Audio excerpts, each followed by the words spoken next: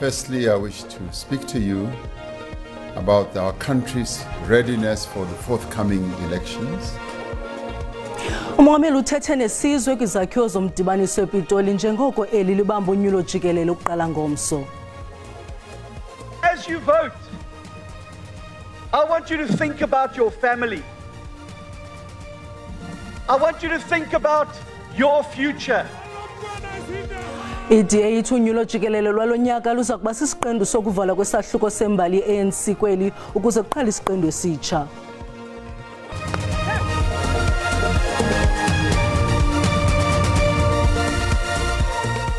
Molweni makhaya khongozela novimba wangokuhlwanje.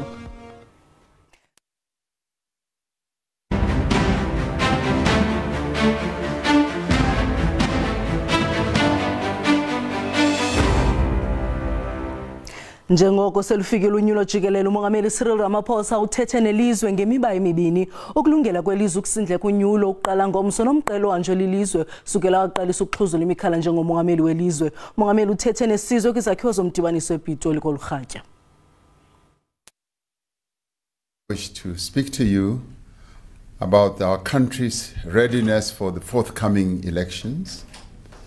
Secondly, as this sixth democratic administration draws to a close, I wish to speak to you about the path we have traveled together over the last 5 years. Tomorrow morning at 9 a.m. in voting stations and homes across the country, South Africans who have registered for special votes will begin to cast their ballots. Thousands of South Africans living abroad have already voted. And this Wednesday, the 29th of May, millions more South Africans will exercise this most important democratic right. This will be the 7th time that South Africans of all races, from all walks of life, from all corners of our country, will go to vote for our national government and our 9 provincial governments. We will once again assert the fundamental principle articulated in the Freedom Charter that no government can justly claim authority unless it is based on the will of our people. In the days to come, we will be doing much more than exercising our constitutional right to vote. We will be determining the direction that our country takes. We will be taking responsibility for our future, the future of our families, our communities, and indeed our nation. As we cast our votes, we will be vindicating the struggles and the sacrifices of the generations before us who fought for this precious democracy that we now enjoy. Iqela le-DA lithi olunyulo lukazwelonke lwango-2024 luza kwenza kuvala incwadi ngolawulo lwe-ANC kubekho isiqalo esitsha kwaye itheli lizwe liza kuba nekamva eliqaqambileyo. Inkokheli ye-DA uMnumzana John Steenhuisen wenze intetho yokugqibela yeli qela phambi kokubanjwa kolunyulo lunokhuphiswano olumandla susoluqala kwenkqubo yedemokhrasi. Nanjengoko kuza kubanjwa unyulo likazwelonke ngolwesithathu noluphawula iminyaka engama-30 yedemokhrasi kweli, iDA ibongoza abavoti kuba bacinge ngekamva lelizwe phambi kokuba bavote kwizikhululo zovoto eziliqela kweli ngosuku lovoto. As you vote, I want you to think about your family. I want you to think about your future. And then I want you to use that pen to vote for a party with a proven track record that will work for you and turn South Africa's next chapter into the very best one yet. iDA iqukumbele iphulo layo lokugaya inkxaso nelibizwa ngeRescue South Africa eBenoni kwiphondo laseGauteng nelikwaliphulo elinezicwangciso zokuza nesombululo kwimingeni ejongene nelilizwe. Eliqela likholelwa ukuba lilo kuphela elinokulungisa ingxaki ezichaphazela intlalo yoluntu loMzantsi Afrika neziquka intswelangqesho. Our people are suffering. under the unbearable burden of poverty, of unemployment, of crime and hunger. But these disasters are not inevitable. These disasters were created by the ANC people. Ukanti eliqela liphulukene nenkxaso kunyulo lwangaphambili ngo-2019 xa eliqela lingaphumeleli ngesininzi sika-50+1 linethemba lokulawula ngobambiswano kunye namanye amaqela aphikisayo. Iqela lezopolitiko i-IFP likholelwa ukuba linesombululo kwimingeni elijongene nayo ilizwe okuvaliswa ngumongameli weqela uVelenkosini Hlabisa obethetha kwindibano ye-IFP isizonqoba eRichards Bay kunxweme lokumantle KwaZulu-Natal. Amalunga IFP ephume esuka kuzo zonke izinkalo ukuzoza umyalezo wokugcina weqembu obhekiswe kubavoti. I-IFP nokuyiyona iqembu elikhulu eliphikisayo kwishamthetho sifundazweni ithi umkhankaso yayo kulolu khetho ube impumelelo. Iqembu lingene nasezindaweni la belingatholi khona ukwesekwa okuningi. Leli qembu lihlose ukuthi liphinde liphathe isifundazwe. Abalandeli bathi banethemba lokuthi inkatha izokwazi ukuxazulula izinkinga esibhekene nezwe.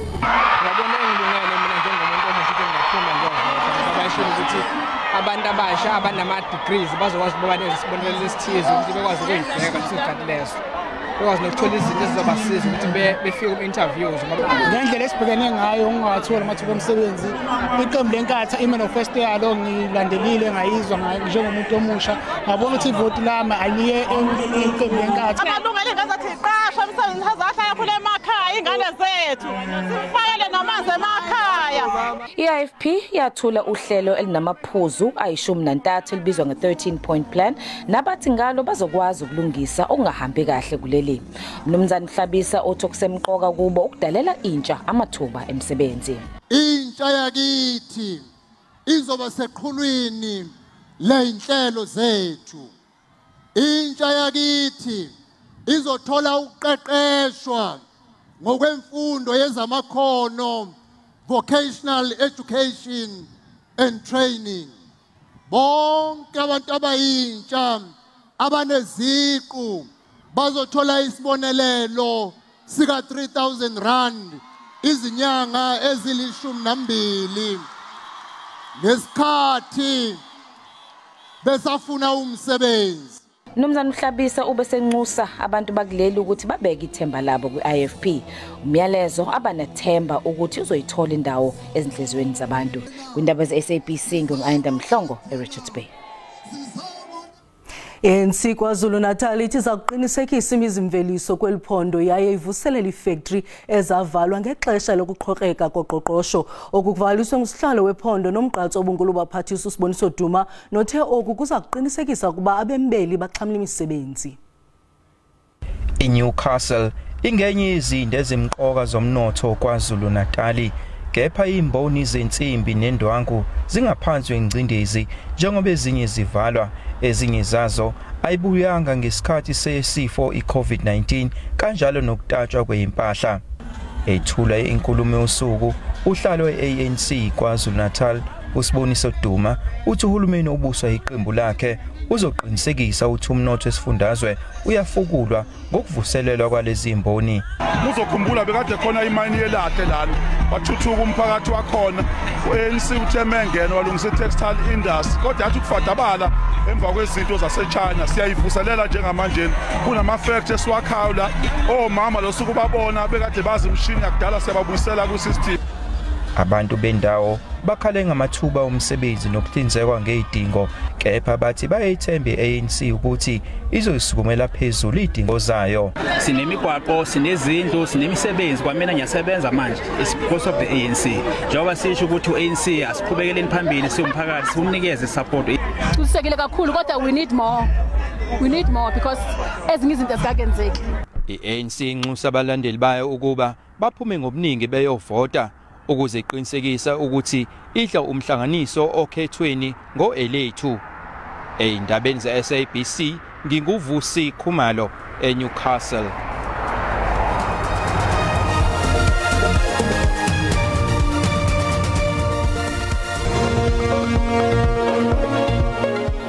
Usabukela indaba zisasazwa ngqo ku-SABC1 yakwazi ukuzibukela kwakhona izindaba ukuphela kwazo ku-SABC Plus na ku-YouTube uthi SABC indaba zesiXhosa kwinqaku lokuqala sithe.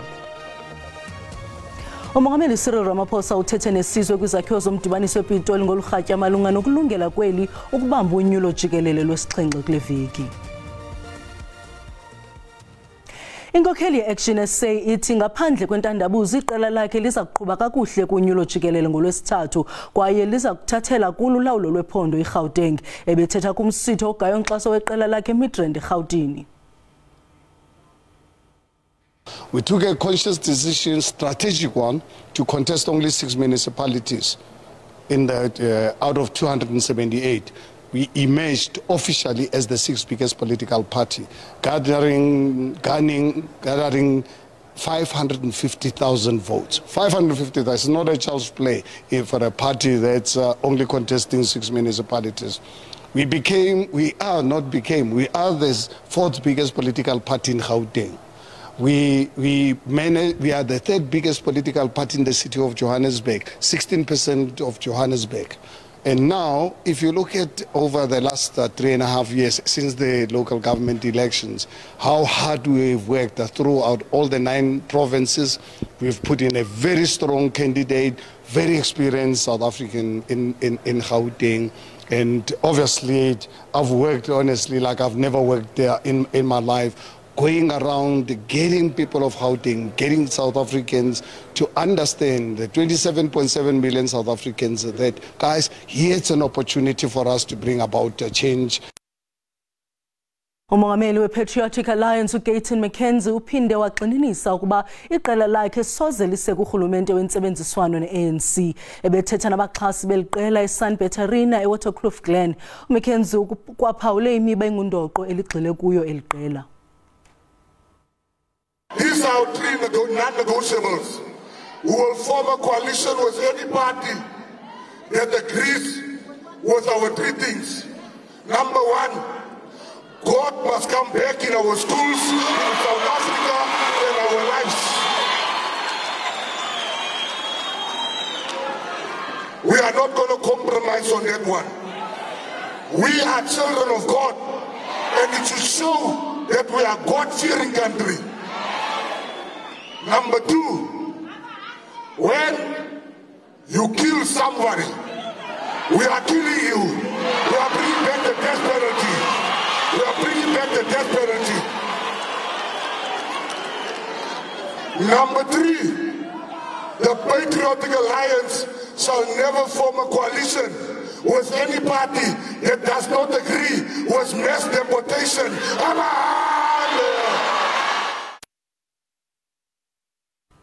Nanjengoku i-IEC ibhengeza ukulungela kwayo uvoto olukhethekileyo oluqhubeka ngomsona nge-28 kaMeyi, inkokheli yomkhonto wesizwe ikhokele umsitho werally ePuma Stadium eMbombela imemelela abaxhasi ukuba baphume ngobuninzi babo ukuvotela i-MK ukuze ifumane ngaphaya komyinge ka-60%. Abathandi sizophuma ne-2/3 majority.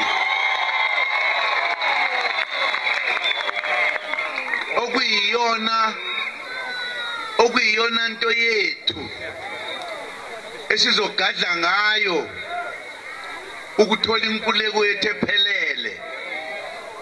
Sishintshe lelizwe. Into yokuqala esoyishintsha ngifuna ningayikhohlwa lento. Nabe bethi abazuvota nathi. Mhlambe bakwamanye amaqembu. Kule game akubathathe holiday nje lodwa, 1 holiday kulawabo bavotela. Ngoba soshintsha imithetho, ngoba siphethwe imithetho yamangisi nabanye abantu. Umbutho we-African Restoration Alliance uthi uza kubeka phambili ukudalwa kwemisebenzi ukuba uthe wangena kulawulo. Lo mbutho uzinze kwisixeko saseKapa wasekwa ngonyaka ka-2020. Nangona kunjalo umsunguli weliqela uGqirha Jerome Swarts uthi banenkxaso kwilizwe jikelele.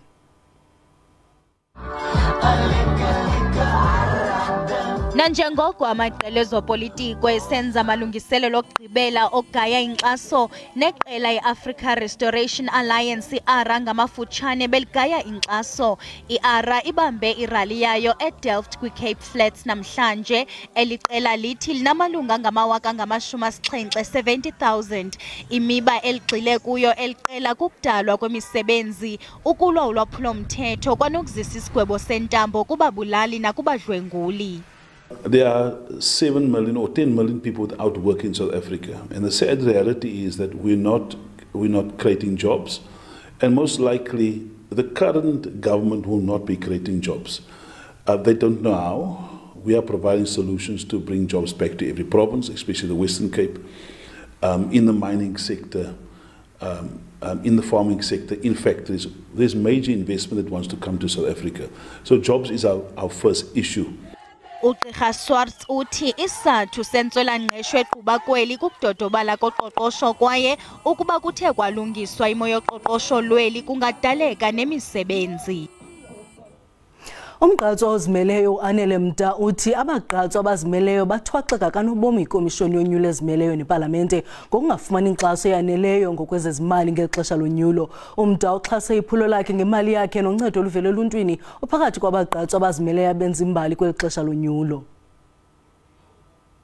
Umgqatswa ozimeleyo uAnele Mda ophakathi kweqela lokuqala labagqatswa elizimeleyo kwisizwe uthi ikomishoni yonyulo ezimeleyo nepalamente khange bababele imali bengabagqatswa abazimeleyo. I mean, having to carry my campaign financially on my own, by myself, with the help of general public here and there, dropping this, that and the other, would not have been anything closer to what my campaign would have looked like. Uqhuba athi I had to crisscross the country trying to secure signatures from people, also use online platforms to ensure that I try as much as I can to campaign for those signatures.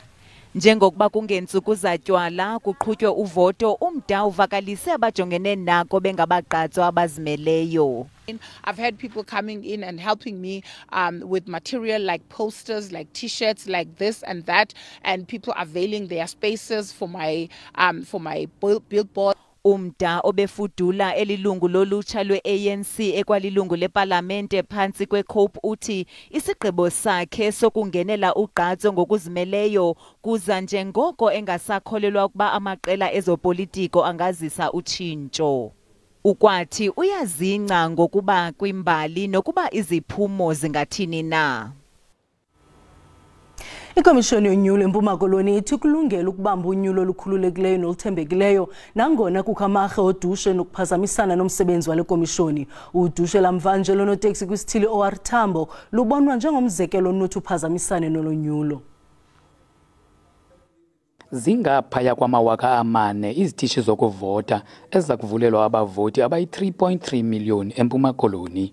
I-IEC ithi ikulungele ukuza nenkqubo yolonyulo oluthembekileyo kodwa kukho inkxalabo yokhuseleko. Iyasixhalabisa kaloku lonto kakhulu kuba uyakhumbula into yoba abantu aba basebenzela u-IEC njengoba sithetha nje basendleleni balungiselela ezo zinto zokugqibela ekufuneke bezenzile. Ke ngoku i-safety ye-staff sethu uqala nje kwi-staff sethu esizawube sihamba ezindawo besenza i-home visits ngomso abazuba nendawo apho kuzofumaniseka into yoba kukho i-communities mhlawumbi ezibamisayo okanye i-communities ezibathreatenishayo or i-communities ezithatha ne-material njengoko bekwenzekile kwi-registration weekend lebe sasikuyo. Amapolisa achonge indawo ezingama-30 ezingaba yingxaki ngeli xesha. Uninzi lwezo ndawo zikwingingqi ye-OR Tambo.